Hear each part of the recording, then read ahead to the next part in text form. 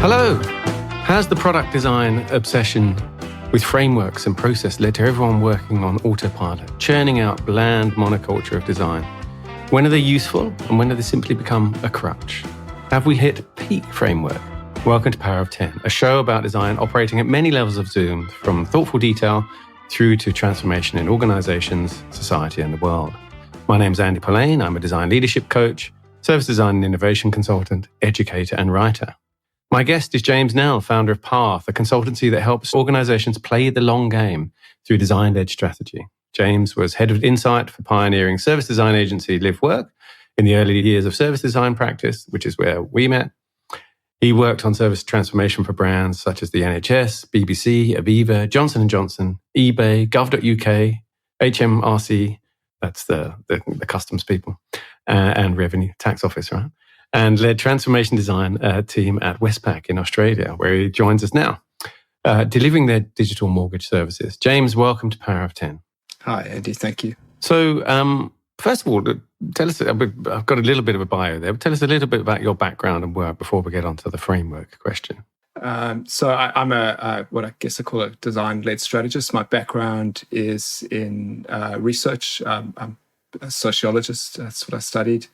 And I got involved in early days of service design from the research side. And over time, my practice grew to incorporate more strategy. So as I added more design in, I guess I've become more what I would call a strategist, or describe myself as a strategist. And I describe what I do as design-led strategy, rather than necessarily design strategy, because it incorporates a lot of different elements of a strategic practice, but always bringing some of the kind of elements of design that I think are powerful ways of working and thinking that you don't necessarily get with a very kind of analytic approach. And so, when you say it's design-led, what is sort of particularly designerly about it when you say those things? You add a different edge to a normal strategy practice. Yeah, I mean, it's interesting. We're probably getting quite quickly into what we've been kind of speaking about today, because I think what design adds is the ability to make leaps. To synthesize things and make jumps that don't necessarily follow a linear path, that don't necessarily go A to B or 1 + 2 = 3. Design is quite powerful at allowing you to bring things together and find patterns or synthesize things in a way which can be quite unique or different, and also to work quite quickly at synthesizing patterns. So I think design's got something to offer massively in terms of bringing things together in a slightly different way around a problem that you don't necessarily get when you're following something in a purely analytic framework. We are indeed getting close to what we're going to talk about. I guess there's one of these things. There's a phrase, I think I've heard it from Stephen Johnson, but I'm pretty sure I've heard it from, I think it might have come from somewhere else. So the idea of intermediate impossible, or impossible intermediate, I can't remember what it is. But this idea of when thinking through, say, something like a strategy, or thinking through how you might tackle a problem or the beginnings of a solution, there's a bit in the middle that you're not really very sure about. You don't even know if it's going to work. But the idea of this sort of intermediate impossible is that we kind of let's assume that's going to work. Let's assume we can solve that, and then jump ahead and also kind of work on the thinking after that, and then move back. Is that the kind of thing you're talking about with that kind of non-linear path as well? Yeah, I think we've kind of developed a kind of comfort with that level of ambiguity in design. Yeah. And caveat all of this, there's crossover everywhere, everything we're talking about. And so, when I talk about the role or the extra thing that design adds, it's a little bit of freedom to play with these kind of strict boundaries that I think unlocks a whole lot of possibilities that you lose when you try to follow very, very strictly from one step to the other. And in a way, I mean, that's, I guess, the risk that we're kind of talking about here. By becoming very, very process focused, design tends to kind of mitigate that kind of what can be its superpower.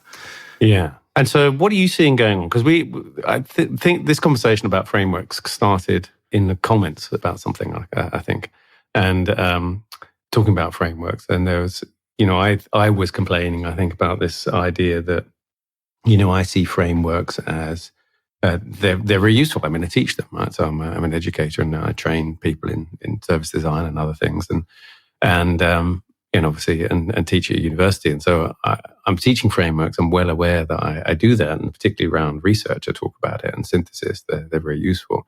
But we may need to go, as they say in Sound of Music, back to the very beginning of what we mean by a framework, actually, and before we get onto the sort of crutch aspect of it. But the thing I was complaining about in the comments was this idea that I think I see everyone from students to people working commercially, professionally, sometimes use frameworks without the sort of depth of critical thought behind those frameworks, I guess, and they can become a crutch. And I think when we work at speed, which is obviously there's this kind of massive pressure always, we end up kind of just skimming those things and using those things without kind of much thought.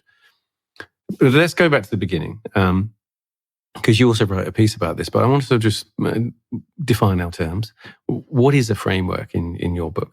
I was thinking about it a little bit. Actually, I'm quite glad that I came up with a bit of a kind of categorization for this, because when I thought this through, it helped me a lot with some of the. I have some of that same kind of discomfort with, I guess, throwing the baby out with the bathwater. I've worked with frameworks they've almost been the core element of a strategic output for a long time. Right? A lot of the time when you're working with strategy, what you're doing is breaking down ideas and recompiling them in a different way. The outputs are sort of irrelevant. Like, it starts with the core of the idea and how that shifts something. So I've always thought of frameworks as like the engine of my practice.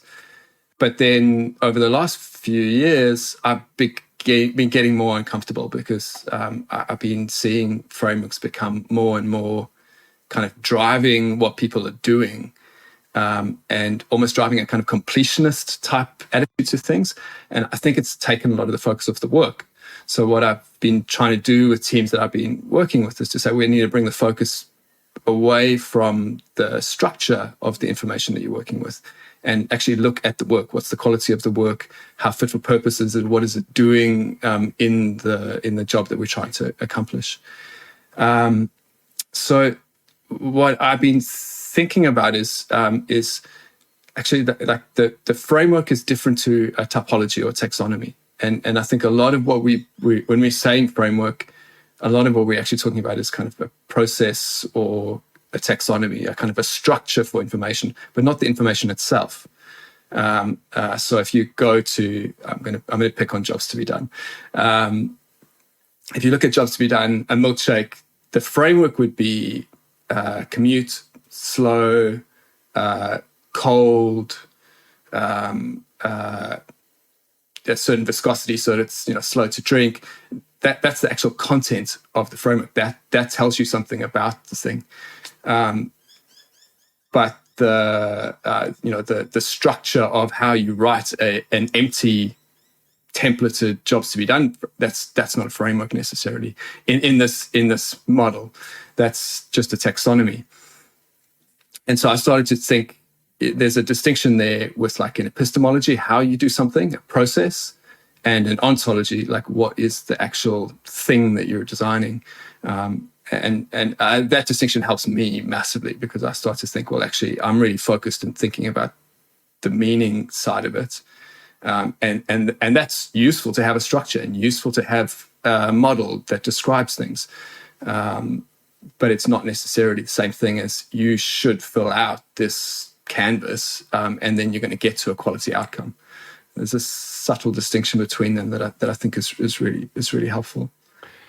Yeah, and so obviously everyone loves a canvas, it seems, or at least us people who write things like a canvas. And as you know, so the way I think about frameworks, or the primary two that kind of come to mind for me in service design, are things like, jobs to be done is obviously one, but things like journey maps and blueprints, right, are also a kind of framework. I keep trying to sort of emphasize to my students that they're a framework for synthesis, right? They're not really a kind of thing that you're just kind of filling in and it's done. And I kind of hate hearing, I know there's a reason for it, but I kind of hate hearing how, my boss has asked me to design, or the client has asked us to kind of design 3 journey maps or 5, 6 journey maps, whatever. And that's often procurement driven too. But with this idea of like, there's just a sort of a bunch of these things you can design as artifacts, and that's the kind of end result. And obviously those things are a means to an end anyway. And I think that's probably another thing to remember about frameworks, is that they're a means to an end. But they're a way of taking a lot of messy stuff, say the research of multiple people's journeys through something, and simplifying it and synthesizing it into some kind of structure that aligns and matches up. Yeah, I mean, I don't know if you agree with that, with those as frameworks, or if they're just simply, artifacts of methods. Yeah, interesting. I mean, I think in this kind of process template typology versus framework kind of distinction that I'm using, like the journey map on its own is it's just a grid. Yeah. And that's a template, and so then we've got to be careful with the dangers of that, which drives a sort of completionism. So I mean, everybody that's done this kind of work will be familiar. Well, there's blank spaces there. Well, okay, we need to come up with something. Maybe not. And so you get more focused on filling out every cell in the canvas than you do in actually thinking about what the content is and is it the right thing for the problem. So the framework would be, that the actual content of a particular problem's journey map. And it's useful. This is incredibly useful. The other bit where I think thinking this through a framework is really useful is when, and again, this is kind of framework as embodied knowledge, is when it's an accelerator to understanding a new space. So you come to a problem, whatever it might be, and you downloads a previous kind of piece of work or theory or literature that has already thought through the problem and created a structure of, structured framework around the knowledge in that space. That's, if you haven't ever dealt with that space before, that's a massive accelerator to understanding a new space. And it might also be things that, other people are building off that same theoretical knowledge. And so you're able to kind of collaborate with people better around that space. But that's the knowledge, not the kind of boxes in which we put the knowledge. And so I think when you make this distinction, I've almost been, in my notes, I've been writing process and template and framework almost interchangeably, because I think what we're talking about, a lot of it is, if you follow, this set formula, you're going to get to a quality outcome. And that's sort of, I guess, the heart of my problem with this whole space, is that I think we've removed ourselves a little bit from, examining the work and thinking critically about the work and trying to think about what is needed, what is actually the next thing that you need to do to improve the output of whatever it is that you're trying to do.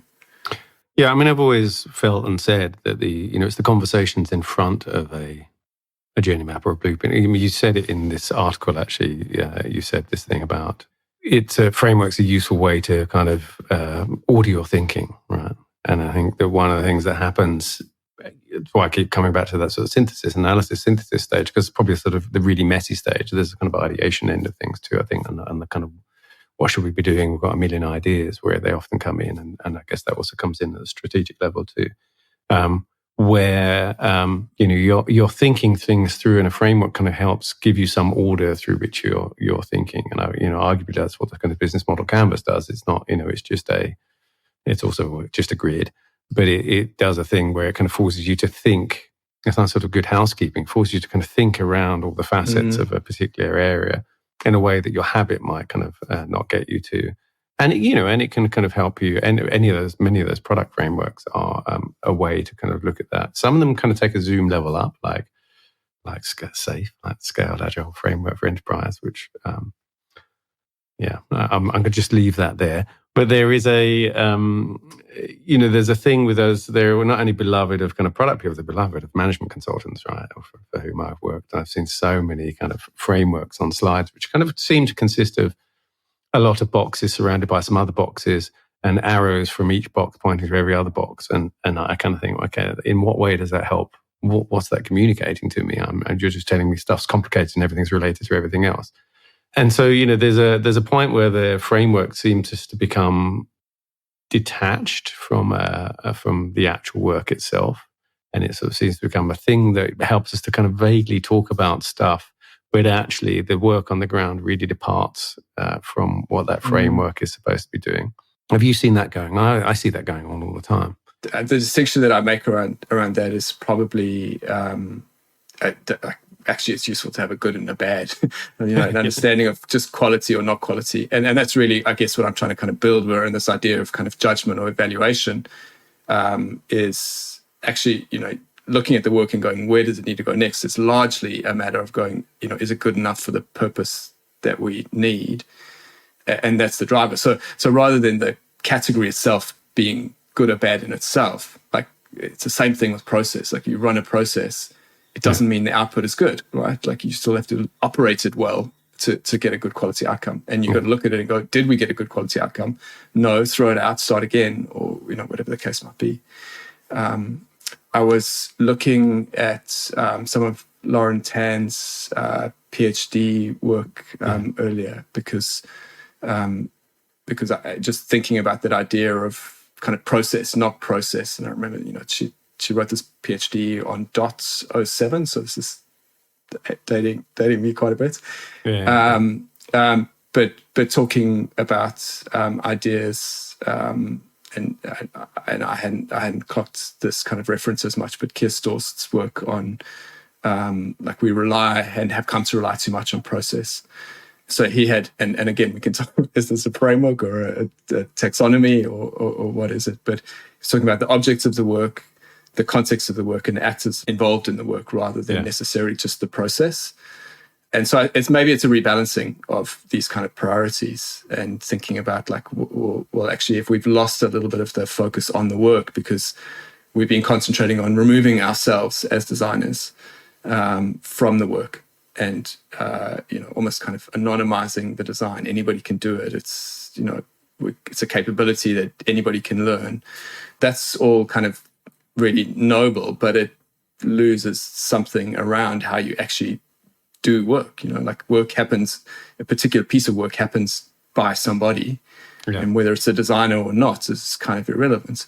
But the outcome of the work has a certain quality, and I think it's sad in a way to lose the expertise of saying somebody that has put a lot of time and effort into growing a practice around achieving quality outcomes is anonymous or kind of decent. And it's not really, that's not the right terms to kind of talk about decentering or not, but like incorporated in the work or the thinking. Yeah, I mean, I've done my bit of teaching, training design teams, and it's been often under the guise of, or not non-designers, under the guise of kind of design thinking, which I've always, slightly felt uncomfortable about, felt a bit queasy about. But one of the things I've noticed, and again, I notice it with students too, partly because at that stage of their careers that they sort of don't know any better in some respects too, and they're just learning those things. But I certainly see it with professionals is, and I guess the thing about design thinking is you can skim the surface. I notice it in coaching too. There's lots of sort of coaching frameworks and things like that. And whenever I've experienced them as a coachee, I've always felt like you can kind of skim, you can go through the steps, but not actually do the work. You can't sort of, and not really get into the depth. So personally, the way I coach is much more, it follows much more of a kind of style that's similar to sort of psychoanalyst style, where, there are some tools and activities, but they're to get us somewhere rather than, to sort of fill in the boxes or check the boxes.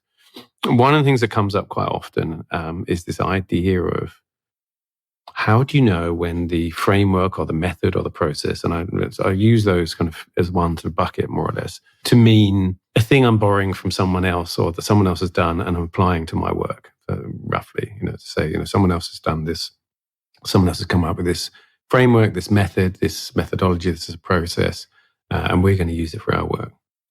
And I feel like there's always this question is, it's not working for some reason. If we're not getting the results we're after, how do you develop the critical thinking or the ability to say, you know what, this is the wrong method or the wrong framework to be using for this problem at hand versus we're doing it wrong?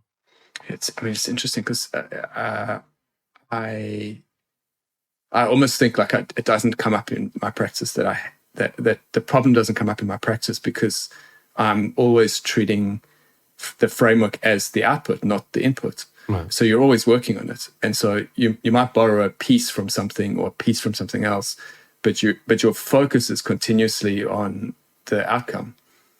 It's almost, it's like this piece of the puzzle comes from here and it's working, and that piece isn't working, so let's get rid of it. And we'll bring in something else from somewhere else. And that might be completely new. It might be from another piece of work or understanding. But the critical thing is always the question, is it working? I don't know. I feel like maybe it's a glib answer because it seems to kind of skirt the question. But actually, I think it's quite critical to this idea of like, well, actually, that is your role as the kind of developer of this piece of work, is to be critically assessing it. I've been thinking a lot. I use software metaphors quite a lot in my thinking. I've been thinking about what a stack might look like, where you've got a library that you're using for a particular piece of the puzzle, and then another thing that you're using for something else, and you're kind of trying to, I guess, to have a little bit of material honesty about how those pieces all fit together, and then also knowing that as you're building that stack up, you're kind of relying on things that, and being clear about where they do and don't work. It sort of gets to like another one of the tricky bits when you do this, and you maybe kind of go back to the scaled agile example without trying to open without bagging it out too much, without opening a box of frogs. But what that's trying to do is and other frameworks trying to do that same thing, is they're trying to add kind of collaboration around a common reference point. And that's incredibly valuable, particularly at scale. So you need to be able to work on multiple pieces of the same problem when you're working at multiple teams. And so there is a call there for, well, let's build some standardization around a particular piece. The tricky bit comes when you are then kind of reliant on a piece of framework that's not working, but is a part of the kind of collaborative engineering, right? So there's a how do you be critical about the frameworks that you're using and how you're using them, and how do you build in a bit of interoperability without holding things back? Like, you still need to have a kind of a bleeding edge. And so maybe there's this kind of idea of a framework stack, and some teams are running the bleeding edge and other people are running the stable one, and depending on your kind of ability to navigate the kind of edge cases that might come up from using the framework that you're using, you kind of you select the stack that you that you can operate. There's a Connor just made this comment about there's a delicate line between using a framework to help build understanding and around a focus area, and overly abstracting the information that's actually important. And I kind of feel like there is a relationship here, obviously, between what we're just saying. At the strategic level of things, as you kind of zoom out, you start to look at organizational frameworks, right? And look at so we've got this framework. So this is how we're going to then structure teams, and who's going to be in these teams, and then who is going to be managing those teams, and there are kind of power structures that start to creep in with those frameworks. And again, I feel like those things start to get abstracted from the real work on the ground, like how those teams actually work versus the sort of idealized model of it. And I guess, the more strategic you go, the more that's happening too, right? Where you're getting that kind of abstraction of, this seems like a kind of nice idea, but in practice it doesn't work. Is that a problem for you in the strategic end of things? Partly, maybe I wonder if there's something to do with the kind of the feedback loop is longer too. Yeah. By which I mean, here's a hypothesis about something, and then we're going to kind of try and do it, and then we get some data in return. once we do it. Strategic work, there's a longer kind of feedback loop there. I think sometimes with the strategic work, there's an output of that strategic work and an impact in a kind of a broader ecosystem that is on a slower cycle. But a lot of the time you get feedback really, really quickly in terms of the cognition of the idea that you're working with. So is it resonating with the team around you? And I think if you shift your idea of strategy from like an idea of this is purely an idea-based thing about something in the future and this kind of romantic idea of strategy to, actually strategy is the work on the ground to get people to understand what you're even saying, or shift the context in which they're trying to think about something. You actually, I don't know, you have a strategic focus, which is about preparing the ground a lot of the time, more than necessarily. And that might be more of like a meso strategic kind of ground that really covers. In the far off strategy world, you a lot of the time are actually freer. The stakes aren't the same. And then in the more near term, where you're trying to translate that abstraction into something that teams can actually work with, the practicalities of making it understandable are incredibly critical. So a lot of the time, what I am trying to do, and the framework it's an ontological exercise of trying to reframe the way that people are thinking about something. Yeah. A lot of the time, what I'm trying to do is isolate the bit of the framework that needs to change and leave the rest unchanged if possible, so that you're reducing the kind of the burden of kind of new understanding and thinking that other people have to do. And to just make that really practical, it might be thinking through a new type of way of working for a business unit and just trying to figure out what's the one bit that actually shifts the dial in what they're able to do, and particularly in the near term, that then opens up their ability to actually consume higher orders of abstraction. So, use the rest of their structure. Don't change the whole structure. Change one piece of it, which opens up a new way of kind of thinking or looking, or a new kind of practice. You're relying on that practice, that next step, to be the unlocker for the subsequent steps. So, rather than trying to kind of reframe everything in one go, which I think when you're kind of starting out in strategic work, that's what there's the designer's ego. You're always trying to do that. Everything's a nail, and you've got the strategy hammer. 100%, yeah. And you've solved the whole world and everything. But I think over time you start to try to kind of actually do less and just figure out how you can kind of plug everything in without shifting that much, because you're just trying to kind of unlock the possibilities of the next step. Because if you don't get that first step, the whole future thing is kind of pointless anyway. I definitely see that. It's sort of the Achilles heel of service design, right? Is that wanting to kind of save the world and see everything's connected to everything else. So we have to kind of change the entire system. And for those of people who sort of know systems thinking, Donella Meadows kind of had this sort of list of I think it's 14 sort of levers of where to kind of intervene in a system, and in increasing order of effectiveness, but also difficulty. And the bottom one is like change the system. And I notice it with students all the time. Sorry, I feel like I'm picking on my students today, but their projects are kind of like make the world use less plastic and things like that, and it's kind of so massive. And I think once you get maybe a bit older and more experienced and jaded, you're like, I just want to make this tiny bit of this service a bit less rubbish, and that would be a win. Yeah, I mean, I'll pick on that a little bit because I think sometimes like the piece that you're looking for is the lever point, right? So it's not necessarily just a tiny piece. It's that one little bit of unlock that allows momentum or flow or whatever it is. Like not to get trapped in I just want to make the change I can make. Actually, sometimes the one small bit is the bit that's actually the critical elements of a larger change. I mean, I think from a stakeholder management point of view and from sort of design leadership, it's a really crucial thing, right? That particularly if you're kind of coming into something completely new, it's clearly sort of needs change, but everyone's a little bit stuck on how to do it. I think often changing one or two things that are quite small but kind of constant irritants, like things that people have been irritated about for ages, and approaching them, and they've been locked up in some way, or some of the reasons why they don't change is because the existing framework actually doesn't sort of consider them a priority or important. Sometimes it's one of those gap things where two different sort of departments usually feel like the other is responsible for it, and so there's a little gap in the middle where no one really takes care of it. I see that all the time. I think it's a particular kind of lens of service design to look at those sort of cross-channel things and see the moments where a customer moves from either one step to the next or between channels. There's always these little kind of cracks.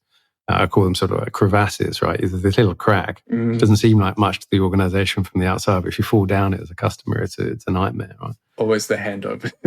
Yeah, it's always it's transitions. I mean, transitions, I think, are always the biggest problem in whatever direction. And in fact, partly it's because I think the things themselves get taken care of, like the sort of, that exercise that you do in design school sometimes, which is to draw the negative space, the spaces between letters or the spaces between objects, in order to kind of trick your brain into seeing them differently. That's actually quite a good kind of metaphor for a framework. Yeah. And looking at those gaps in between is often really important.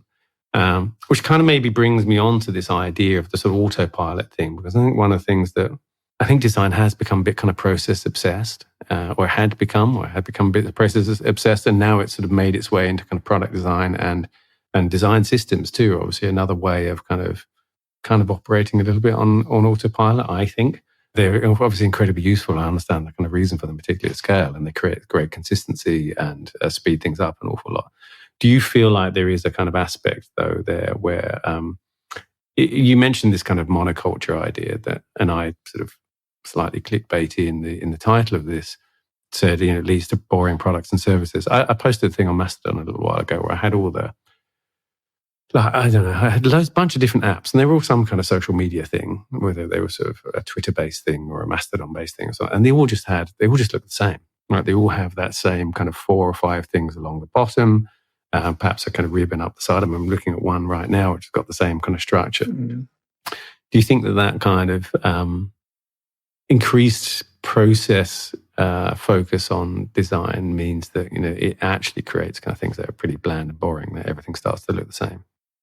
That's such a leading question. It's a terrible research question. I mean, I think I'm right about this thing. It's what everybody wants to hear us. So, I think these things are cyclical, and so if you kind of think about it as increasing layers, and then black boxes, and then those are recombined in different ways to get new things, you're always going to reach points of kind of peak something, and then they get recombined in a different way. There's a new kind of thing that gets unlocked. So I don't know that I necessarily maybe it's an inflection point. I feel like we're at an inflection point for design where if you look back 10, 20 years. There wasn't good design in every app that you used to. I mean, there weren't apps for stuff. No, there weren't apps in my day. There weren't apps in the way that you think of apps now, right? But there was software and there were services, and the bar was pretty low, and that bar has risen, and it's become I guess hygiene to have relatively good design in packaging or software design or whatever it is, and so that's resulted in a kind of a plateau, and that's kind of where my thinking is with it. And so part of this kind of process has got us this far. It's helped us to push the boundaries of what we're doing wider, and more people are consuming good design than maybe in the past, and actually the volume of things that we're consuming has also gone up. But we maybe need something different for the next step. There's something else that's needed. We need to always have conscious kind of breaks in order to have, and have we got boring things? I feel pretty bored with a lot of what we deal with. I think we've sort of run the end of clean, simple, convenient. These kind of ideas have maybe reached not necessarily like a limit, because I think there's a lot in those ideas, but they're not necessarily easy to achieve. But you can look at almost any category and you'll find 2 or 3 that are fairly similar. I did an exercise recently doing a scan for financial services clients, and it was, that, like, you're always looking for something interesting, and then it was quite interesting looking for the not so interesting things, and actually looking at some of the copycat things in secondary markets was really interesting, because they were all the same message over and over again, and it was like, is this somebody that's cleaning up in this context across the whole world by copying and pasting across different markets? Or is it just that these ideas have become so kind of formulaic that if you want to be successful, you have a simple, easy, marketing message? And that's I guess the interesting thing. Like, if you then think about, well, what do you do with that? That I don't necessarily have an answer for. So I think that's where we need to now start thinking about, like, well, if we start reintroducing that kind of idea of good, and what is a kind of quality output, and go beyond simple and convenient as the only markers of that, how do we start thinking about distinction again? Maybe that allows a little bit more friction, creativity, kind of possibility for distinctiveness in again. And I guess, if I'm right and we're right and we're at this kind of inflection point, maybe our clients need to start looking for that as well, because they also going to have to look different to the next thing for it to be a competitive advantage. It's not an advantage anymore. Yeah, and so that's the thing with process, right? It is. I guess that's the kind of culture eats strategy for breakfast thing. But it's this idea that process is kind of easy to copy, right? And everyone seems to be doing it too.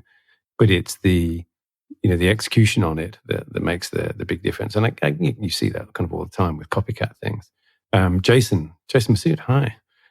Said, feels like safe is a great example of something seductive to people for providing a faux simplicity on a complex world. And it kind of feels like that's really where we are with a lot of those things. There's this constant desire to try and linearize and make something complex into something that's complicated, as in a complicated thing, we can kind of take it apart and into its component parts, work on each bit and put it back together again. With obviously complexity, everything is connected to everything else. And if you pull it apart, well, then you kind of just break the whole ecosystem, which I think has been service design's kind of mantra for forever, which is, to think of the ecosystem.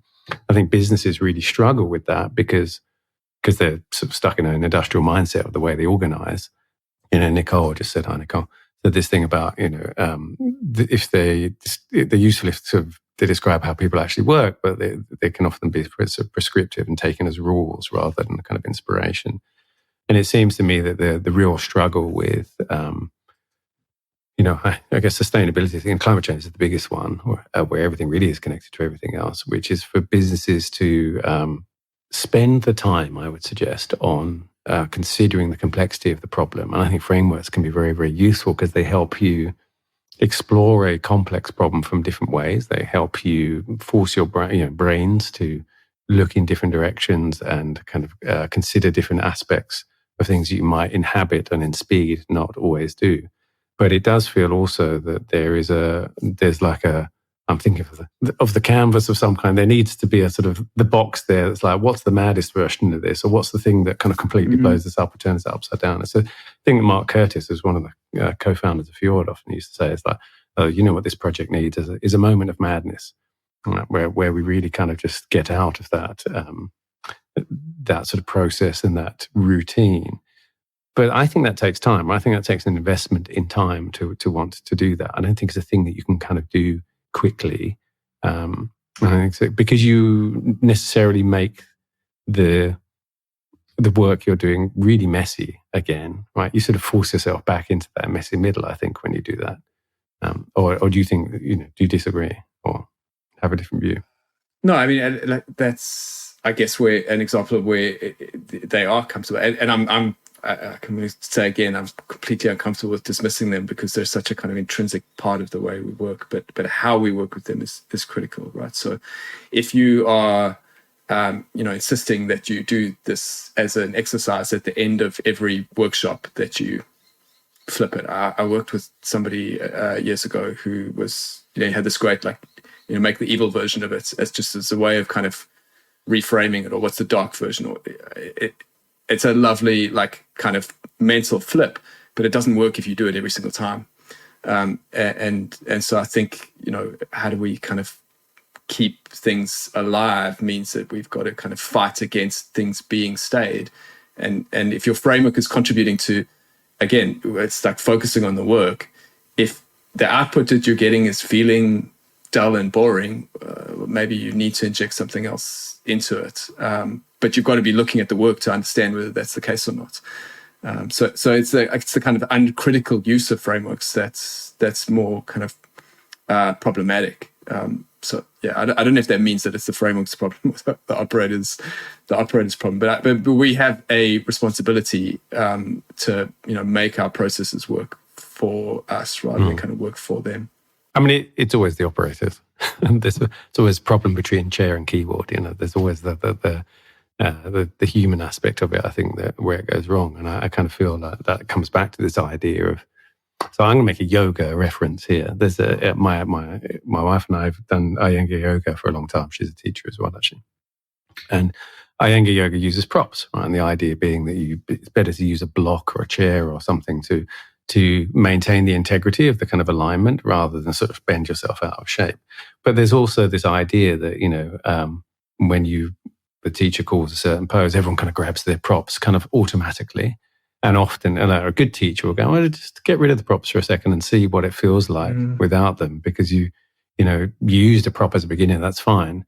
But after you've been practicing for sort of 5 or 10 years, why are you still reaching for that without thought? And it feels to me like that's a kind of very, really good sort of analogy for this idea of, reaching for the prop and not really thinking and not really reflecting on what is this achieving for us. And that if there's a sort of thing, I guess, to come out of this conversation is this idea of really sort of pleading, I guess, keep going back to this idea of speed and time, for some time and some part in the process, actually, for reflection and thinking and critical kind of thought, rather than, well, that seems good enough, kind of bang it out and we'll fix it later, which is, I guess, digital's kind of main Achilles heel, is that you can just release something and then fix it up later if it didn't turn out very well.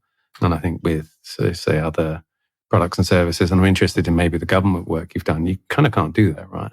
Certainly with kind of physical products, you actually have to do a lot more testing, but you also have to do a lot more kind of critical thinking about what's happening, because it might kill someone. Is this true in the government work you've done too?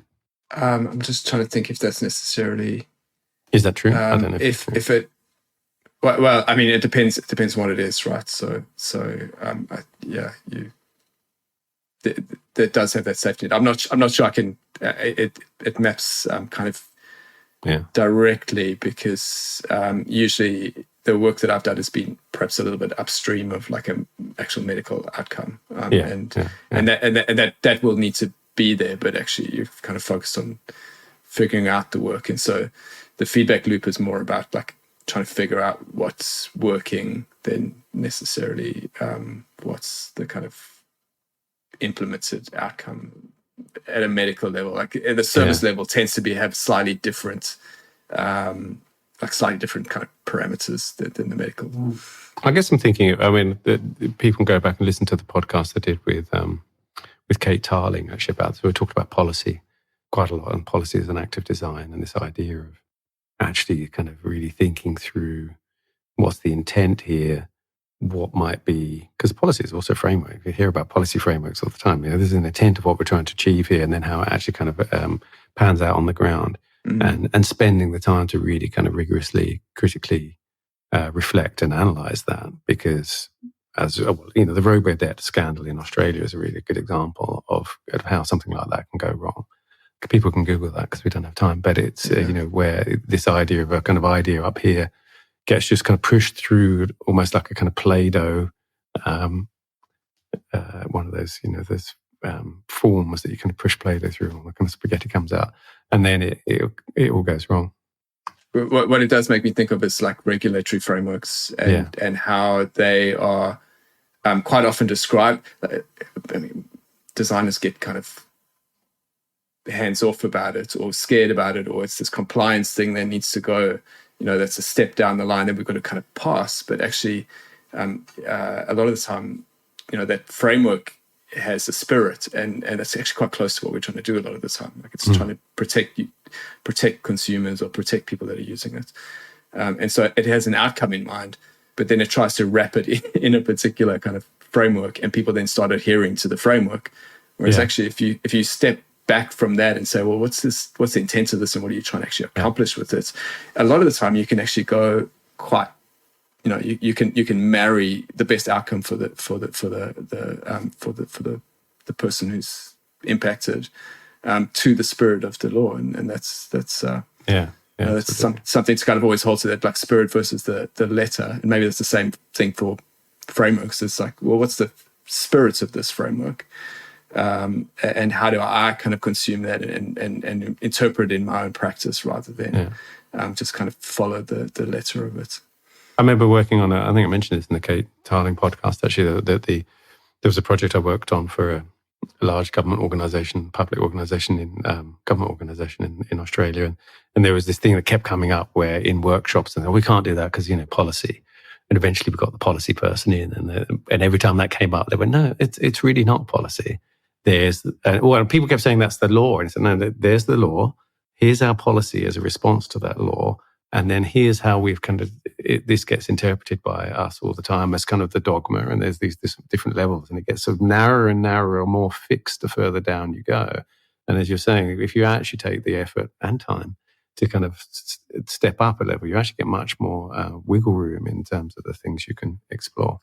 Absolutely. If designers aren't reading the regulations themselves, they're missing a trick. I keep detailed notes about all the regulatory frameworks, because usually, there's the legal teams and the compliance teams, and they're kind of quite versed in the letter of it. But there's a lot of other people that are kind of, it's almost hearsay around the edges. And you can kind of go quite quickly through that. Actually, one of the things that we found when we were doing research on this was the end users of this service. I can't say who it was, but the end users of this service, the way that people kind of knew, this is what you can and can't do, was because of a Facebook group. And partly it's kind of a language problem and a design problem, in that the policy documents are so sort of arcane and opaque in the language that they were written in, that it was sort of reinterpreted, and the simplified version was the thing that was circulating on Facebook, and a lot of it was wrong. A lot of it really was hearsay, and then it just sort of becomes the norm. The classic of like post-it notes in the call center. That's the kind of actual source of truth, not the exactly not the policy. So look, we're coming up for time. What are your hopes for Path? We've got quite a lot going on. Trying to 2 years old studio. Largely me as a practitioner, and intentionally kind of keeping it small and working with networks of people. But trying to work at finding what the right kind of fit is, and in the context of, I guess, a market that has shifted a lot from kind of buying projects from agencies to building a lot in-house, so experimenting a lot to try to kind of find the right kind of way of working with that market. And then I mean, it's interesting talking about frameworks, because building a lot and trying to kind of embed some stuff into some tools, and so frameworks kind of come up as a kind of a key part of that. It's almost the kind of intellectual bedrock of whatever it is that you're trying to build. So I'm trying to build a lot, build a practice, and then working with some really interesting clients to kind of implement some of these things at scale, which is this really great kind of testing bed. Yeah. So the way I look at it is, I guess product market fit's not a bad kind of idea for the way the practice is evolving. We're kind of working at trying to find the right fit for, I guess, a vehicle that helps keep trying to kind of grow things and do things a little bit differently all the time, and kind of keep on the edge of evolving things, which is where I'm kind of happy in my practice when I'm kind of doing something new or different or kind of evolving something. Yeah. And clients mostly in Australia or all over the world? Mostly in Australia, a little bit of a mix, but yeah, a lot of kind of large financial services companies is probably the mainstay of it. Which, if you know Australia, that's the it's quite a lot of kind of the bulk of the market here. But also, big problems around scale, and so that's the elements of my practice that I think is kind of the most interesting and challenging, is how do you kind of take these kind of practices and then grow them out across large teams, large kind of volumes or quantity of work, and a lot of my practices at that kind of thinking about a portfolio of work and how it all knits together, not necessarily just kind of individual pieces. So the show is named after the Ray and Charles Eames film Powers of 10, which was about the relative size of things in the universe, which is for me the most useful metaphor for service design, on that idea of kind of moving between different levels of zoom, and the kind of similarities actually and kind of echoes there. And so the very last question is always, what one small thing is either overlooked or could be redesigned that would have an outsized effect on the world? Maybe this is a glib answer, but it's something I've just been thinking about a lot. I'm really interested in, I don't know if this is a small thing, maybe this isn't a small thing at all, but how batteries kind of flow, like battery flow, and how there's this kind of behavioral piece around batteries that as we kind of get more used to batteries, we kind of embedding them in everything, and they all become interconnected with each other. And so this is things like getting the grid connected up with your car so that you're kind of charging at the right times. And I got obsessed a little while ago about how this flows all the way down to kind of charging headphones off your phone, or all this kind of stuff. So I like it. I like it as a problem because it's such a kind of clear behavior and technology and system kind of example. So it feels like there's something kind of interesting in this, like thinking about the power grid as something that you kind of carry with you. That's like a really nice kind of interconnected small thing that goes to a bigger thing. Yeah, charging and chargers, they're a kind of interesting space at the moment. I mean, obviously in automotive world, there's a big thing going on there. It seems likely that Tesla is going to be a charger company, perhaps more so than it is a car company. It's interesting to see. Thank you so much for being my guest on Power of 10. Where can people find you? Where's the best place? Is it Path, or is it the best place is my website, pathventures.io. I use it quite extensively, and there's a bit of kind of framework tools stuff that I'll be releasing soon. Yeah. There's quite a bit of stuff there that's nearly ready to be shared. And on social media, LinkedIn is the kind of the main place. Yeah, these days, I'm kind of checked out of almost everything else. Yeah. Okay. All right. Well, thank you so much for being my guest on Power 10. It's lovely, Andy. Thanks for the chat. It's been really good. So if you've been watching and listening to Power of 10, if you would like to find anything more, you can find, search my name, Polaine, really, everywhere. You'll find me on Mastodon. I've kind of pretty much given up on Twitter.